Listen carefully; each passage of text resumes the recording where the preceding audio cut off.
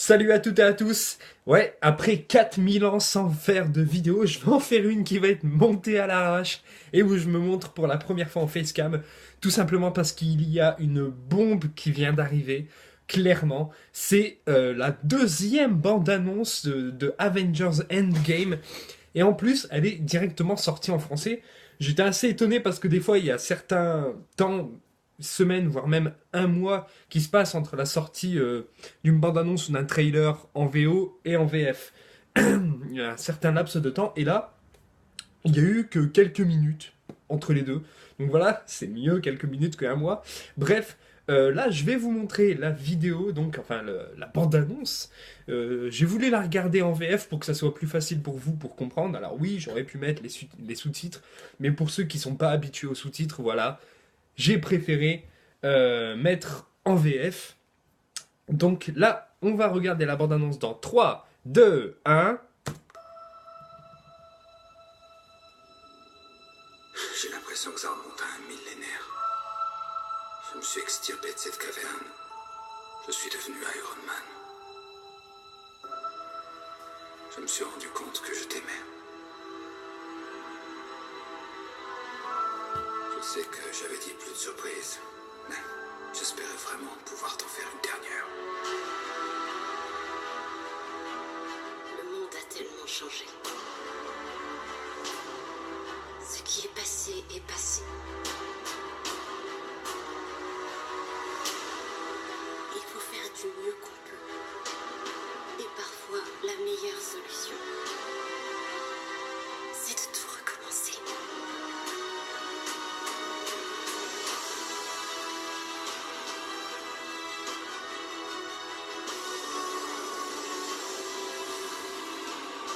J'ai vu tous ces gens mourir. Je n'arrête pas de dire à tout le monde qu'il faut avancer. Certains le font, mais pas nous.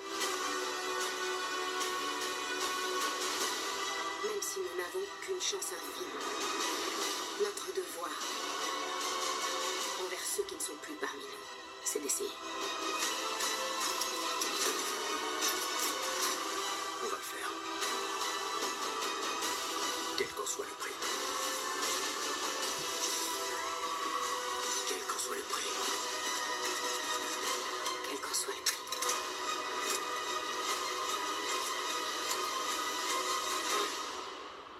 Quel qu'en soit le prix.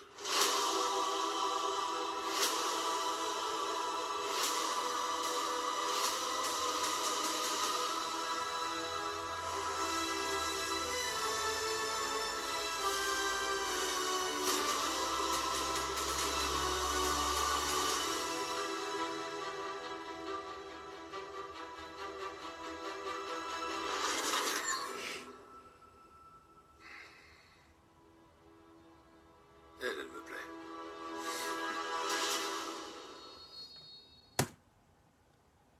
Oh putain de merde. Je me suis pris une claque.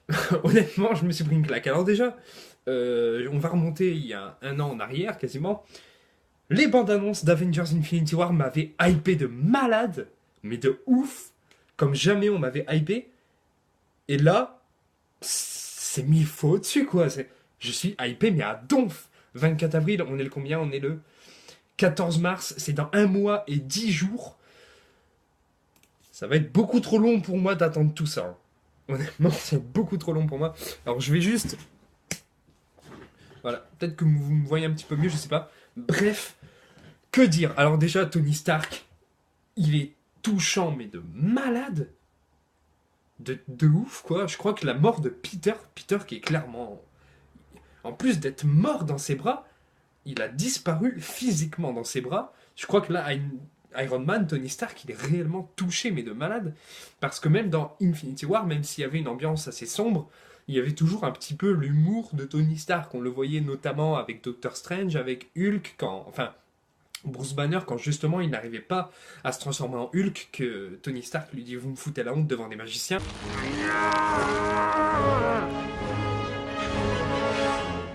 Vous me collez la honte devant des sorciers. Je sais pas si je peux pas ou s'il veut pas. Ça ne ou fait je rien. sais plus. On scanne. Surveillez-le. Merci. Il y avait toujours une petite pointe d'humour. Et là, non. Donc, clairement, il n'y a pas de pointe d'humour dans ce trailer. Même à la fin, quand Thor, il dit à Captain Marvel, je crois qu'il dit un truc du genre, elle, je l'aime bien, c'est pas du tout une pointe d'humour. Enfin, je vois pas où est la blague dans il dit, ouais, moi je l'aime bien, bah oui, tu l'aimes bien elle, comme t'aimes bien Iron Man, Captain America, voilà, voilà, voilà. Et ça, pourtant, on n'en rigole pas que tu les aimes bien eux. Mais je pense que cette phrase, ça veut surtout dire non, il n'y aura aucune jalousie, il n'y aura aucune guerre entre Thor et Captain America, puisque Thor est le plus puissant des Avengers, mais depuis que Captain Marvel est arrivé, c'est elle la plus puissante. C'est juste pour dire il y aura plus une alliance qu'une jalousie. De toute façon, dans des situations comme ça, il n'y a aucune jalousie de t'es plus puissant que moi, nanana, nanana, non, non, non. C'est, bah oui, 50% de l'univers a disparu, on va pas se faire la gueule, au contraire. On va s'entraider. Ensuite, qu'est-ce qui me touche déjà, pas vraiment qu'est-ce qui me touche, qu'est-ce qui me hype. On ne voit pas Thanos. Alors déjà, ça paraît con parce que Thanos, normalement, c'est le grand méchant de cette partie-ci du MCU, depuis Iron Man 1 à Avengers Infinity War qui est sorti à l'heure actuelle. C'est Thanos, le grand méchant. Qu'est-ce qui me hype? L'armure de War Machine. Oh putain! L'armure de War Machine, on le voit dans un petit plan avec Rocket. Je vais essayer de retrouver ça. Bah, de toute façon, vous aurez la capture. Voilà. Alors déjà, le costume de Rocket en lui-même, il est très fidèle aux comics. Il est copié-collé quasiment aux comics. Après, on le voit pas trop bien. Il faudra le voir pendant le film. Mais alors, rien que l'armure de War Machine, rien que la tête, en fait, ça se voit qu'il aura... il aura peut-être pas un Hulkbuster version War Machine. Je pense qu'il aura une armure de War Machine très puissante physiquement, avec beaucoup plus d'armes. Ensuite, alors oui, les armures, enfin les costumes blancs, là, voilà, j'ai celui de Captain America, là. Les costumes blancs, on en parle, on dit oui, c'est pour aller dans le champ quantique, c'est pour nanana, c'est pour voyager dans le temps. Ils sont sur un aéroport. Moi, je me dis, est-ce que Iron Man aurait pas tout simplement ramené le Quinjet et que là, en fait, ce moment-là, en fait, ils savent où Thanos est situé. Sauf que eux, bah, vu que c'est dans l'espace, enfin, c'est pas dans l'espace, mais ils devront voyager dans l'espace. Est-ce que c'est pas plutôt un costume pour l'espace, en fait, plutôt que pour le champ quantique? Parce que on voit, après Captain America, eh bien, on voit Ant-Man avec ce même costume. Ça servirait absolument à rien, puisque lui-même a déjà son costume pour aller dans le champ quantique avec le casque. Pourquoi est-ce que lui aurait un casque pour aller dans le champ quantique et pas les autres? Moi, je me dis, est-ce que c'est pas simplement une combinaison spatiale? Voilà, c'est ce que je me dis. C'est ce que je me dis, oui. Surtout qu'après, on voit... Attendez, il faut que je le retrouve. Voilà. On voit juste derrière, à côté de Black Widow et devant Nebula, on voit Tony Stark. Est-ce qu'il n'aurait pas ramené le Quinjet? Et que, de par le Quinjet, vu qu'ils savent où se situe Thanos dans ma théorie, eh bien, ils ne vont pas aller directement sur la planète de Thanos, soit pour récupérer les pierres d'infini, pour récupérer le gant, ou pour aller poutrer la gueule de Thanos, voire les trois en même temps. Voilà, c'est ça que je me dis. Ça me fait plus penser à une combinaison spatiale qu'à une combinaison du champ quantique. Qu'est-ce que je trouve badass? Déjà, c'est l'image que vous voyez là de Thor avec le Stormbreaker et ses éclairs, tout simplement. Voilà. De toute façon, Thor, depuis Thor Ragnarok, je le trouve badass, mais à un point pas possible. À chaque fois que je le vois, je me dis, oh putain de merde. Ensuite, les premières phrases de Tony Stark, où il dit, j'ai l'impression que c'était il y a un millénaire, qu'en gros je devenais Iron Man. Bah c'est pareil pour moi, j'ai l'impression que c'était il y a un millénaire que j'ai vu pour la première fois Iron Man. J'ai l'impression que c'était il y a un millénaire. Ensuite, qu'est-ce que je pourrais dire de cette bande-annonce? Oui, on ne voit pas Thanos, alors que pourtant c'est le grand méchant du MCU, on ne voit pas Thanos.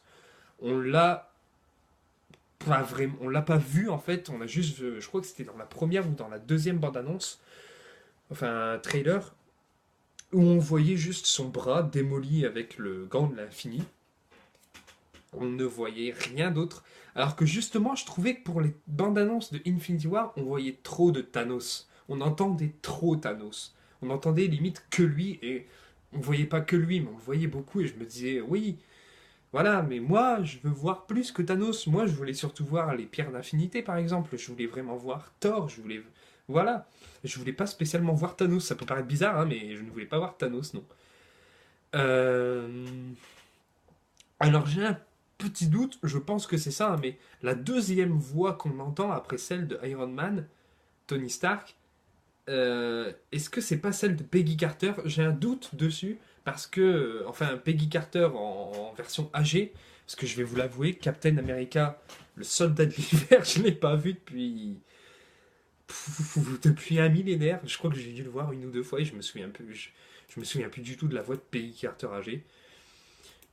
Ensuite, un truc qui me déçoit, oui, quand on voit Hawkeye et qui tient la main de Black Widow. Si sa famille est réellement morte, par respect pour ta femme, ne tiens pas la main à une autre femme quelque temps après sa mort. Même si c'est juste... à la rigueur, ce soit juste de l'amitié, que Black Widow lui prend sa main en mode je serai toujours là pour toi quoi qu'il arrive. Là, s'ils tiennent la main parce qu'ils sont amoureux... Ok, c'est un bon fils de pute, hein. Quand même.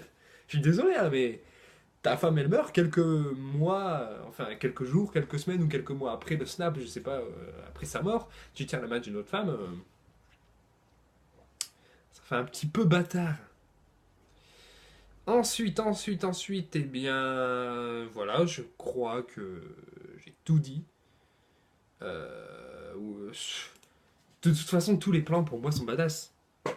Clairement, le plan de Captain America, quand il met son bouclier, qui avait une théorie qui disait oui, alors est-ce que ça serait pas Bucky après la mort de Captain America qui a mis son bouclier. Je sais pas où est-ce que vous êtes allé chercher. Je sais pas où est-ce que vous êtes allé chercher cette théorie, mais ça part loin. Et ensuite, la planète sur laquelle les Avengers contre, je pense, Thanos se battent. Quelle est cette planète? Est-ce que c'est la planète où vit Thanos et que après, enfin, pendant le combat avec Thanos, la planète est démolie? Je sais pas, j'aurais un doute que un si gros combat apparaisse dans les 20 premières minutes. Parce que oui, les frères Russo ont dit que dans toutes les bandes annonces, tous les trailers qu'on va avoir, on va seulement montrer les 20 premières minutes du film. Enfin, il me semble que c'est les 20-30 premières minutes du film. Alors ça m'étonnerait qu'ils aillent déjà poutrer la gueule de Thanos au bout de 20 minutes. Bon, mis à part si c'est montré un autre big boss au-dessus de lui, du style Galactus, Annihilation, ou alors... je sais pas, un autre méchant, hein. Et là, pourquoi pas? Même si ça m'étonnerait énormément.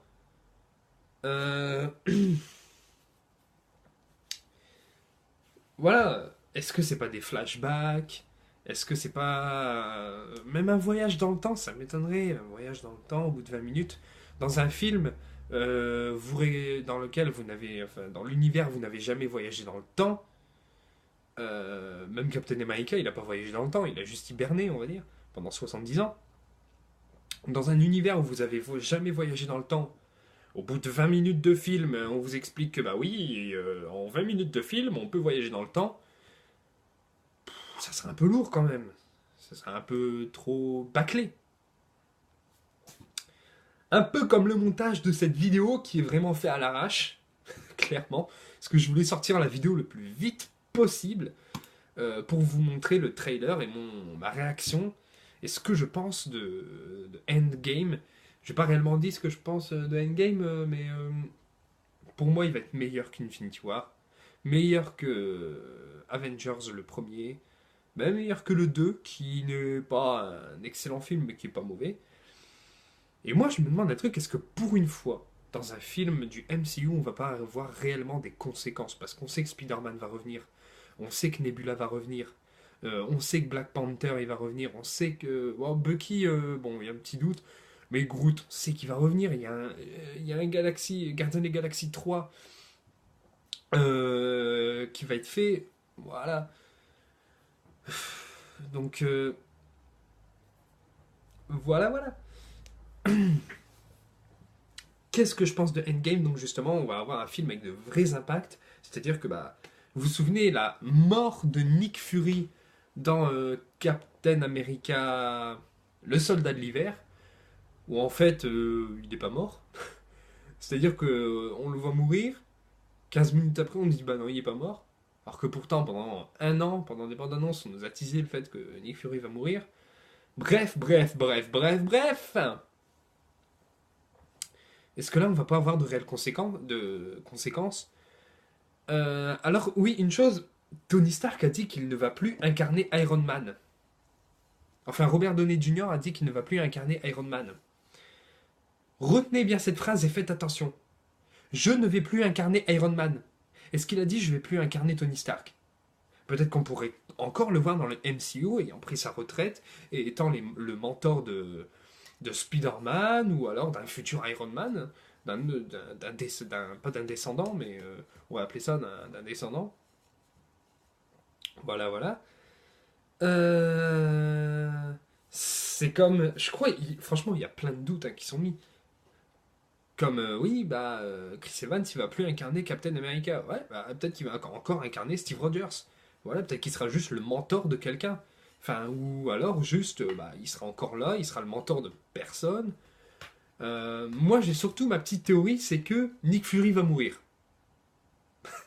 Nick Fury va mourir, et alors soit Tony Stark, soit Steve Rogers va le remplacer à la tête du Shield. Je pense que ça sera plus Tony Stark parce qu'il sait ce que ça fait de gérer une grande entreprise avec plein d'hommes et en même temps d'être un super-héros. Alors que Captain America, il sait gérer une armée, mais une armée entre guillemets, il peut gérer les Avengers, mais de là à gérer le Shield, c'est différent, donc ça m'étonnerait, je pencherais plus pour Tony Stark, qui serait à la fois le mentor de Spider-Man. Mais non, je suis con, Nick Fury va pas mourir. On le voit dans Spider-Man Far From... Putain, Spider-Man, alors le Spider-Man du MCU, je le déteste, il fait des putains d'incohérences. On voit là-bas. Alors, mis à part si Far From Home se passe avant Endgame, ce que je doute énormément, où Nick Fury ne va pas mourir. Après, dans Far From Home, il y a plein de déguisements. Pourquoi est-ce que Spider-Man ne prendrait pas celui d'Infinity War dans Far From Home? Là, on ne le voit pas dans la bande-annonce de Far From Home. Bref, on n'est pas là pour parler de Far From Home, que je vous dis clairement, je vais pas le voir au cinéma. Non. Je vais pas payer pour un truc dont je sais, je vais me faire chier, littéralement. Spider-Man New Generation, je savais que j'allais pas me faire chier, et ça a été le cas. J'ai payé ma place, mais là, clairement, j'ai pas envie.